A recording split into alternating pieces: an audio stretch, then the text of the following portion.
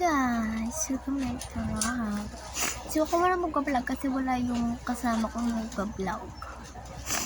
So, na-seryoso na ba to guys? Yung may kuwento ko sa inyo, nakakatakot siya, pero di naman sobrang ngayon. Isang beses kasi, may kilala kami sa building 16.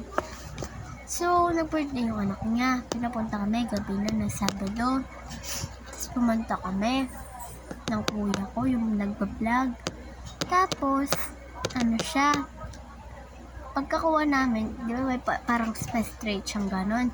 Diba kami dalawa lang ang tumaan. Tapos yung palabas na kami sa last, biglang may smite sa amin, bigla kami takbo kasi pero shock kami. Sa building 3 tsaka building 6 kasi magkatapat. Doon kami bansa sinisitan doon sa may building 3. Nagbe-video lang kami noon.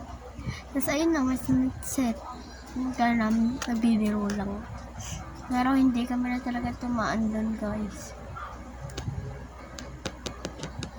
Tapos, dun sa kinukwento kong building 8, may hatid sundo kami dun eh. So yun lang.